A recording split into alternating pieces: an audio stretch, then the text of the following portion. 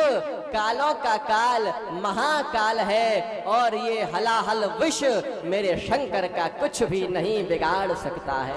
बोलो शंकर भगवान की।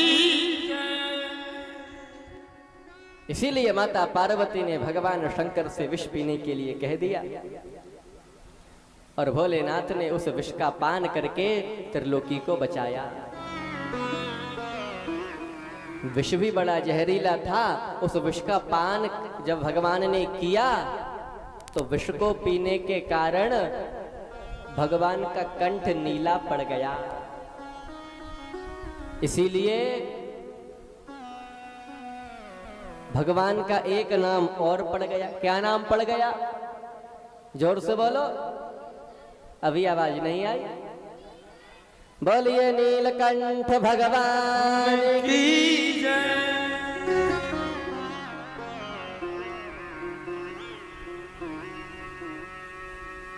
तो भगवान शंकर ने हलाहल विष का पान किया, समुद्र का मंथन प्रारंभ पुनः कर दिया।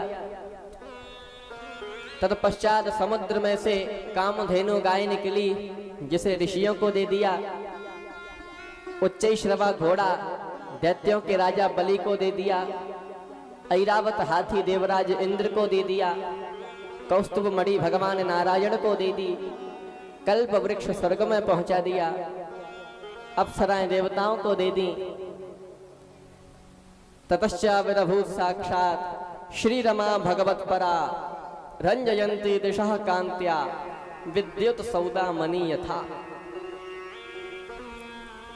माता लक्ष्मी जब समुद्र में से प्रकट हुई तब उन माता लक्ष्मी को भगवान नारायण ने वर्ण कर लिया। माता लक्ष्मी को कौन ले गए? भगवान नारायण। सभी ध्यान दीजिए। अथासीद वारुणी देवी कन्या कमल लोचना असुराम जगृहुस्ताम वै हरिहि अनुमते नते। वारुणी मदिरा निकली, शराब निकली। उस मदिरा को दैत्यों को दे दिया गया। हरिहि अनुमते नते। भगवान ने इशारा कर दिया कि इस शराब को तो इन दैत्यों को ही दे दो, जिससे कि ये शराब पी करके अपना विनाश स्वयं ही करते रहेंगे। शराब कोई अच्छी चीज नहीं है पीने की, इसलिए तो दैत्यों को शराब को दे दिया।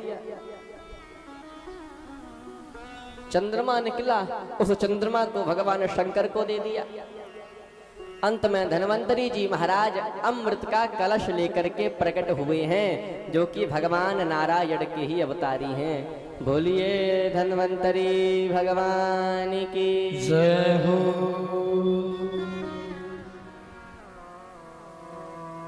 जैसे ही धन्वंतरी जी महाराज अमृत का कलश लेकर के प्रकट हुए, तब उस अमृत को धन्वंतरी जी महाराज से छुड़ा करके दैत्य अपने पास ले गए।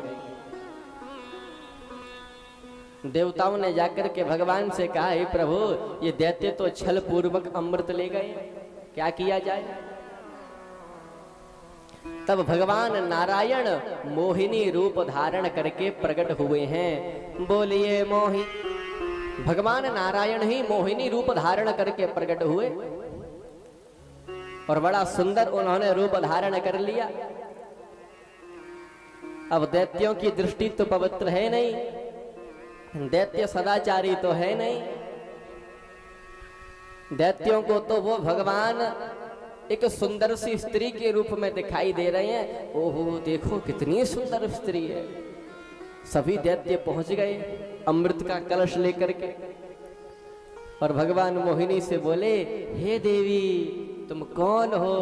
तुम कहां से आई हो? हमें कुछ लेना देना नहीं है, बस ये अमृत लो और अपने इन कोमल कोमल हाथों से हमें पिला दो।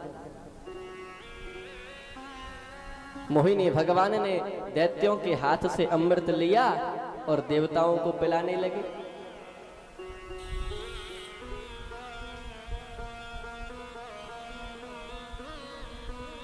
दैत्यों ने विचार, दैत्य जब ये सोचते कि ये तो पूरा अमृत देवताओं को ही पिलाने में लगी है, हम क्या पिएंगे। कुछ उन्हें संशय होता तो मोहिनी भगवान दैत्यों की ओर देख करके थोड़ा सा मुस्कुरा जाते, बस इतनी में ही दैत्य लट्टू हो जाते, भूल जाते कि अमृत समाप्त होने वाला है। लेकिन एक राहु नाम का दैत्य था, वो बड़ा चालाक था। उसने सोचा अमृत तो समाप्त होने वाला है, ये हमें क्या पिलाएगी। तब राहु देवता का रूप धारण करके जाता है और छल से अमृत पी लेता है। लेकिन राहु के ही बगल में सूर्य और चंद्रमा बैठे हुए थे, सूर्य और चंद्रमा थे।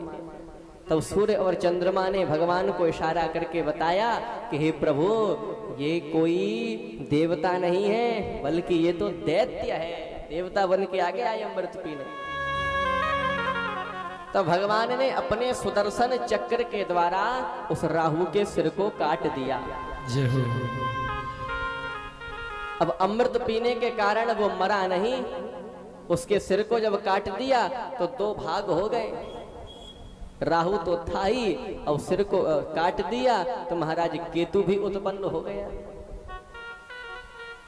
जो धड़ था वो केतु के नाम से कहलाया।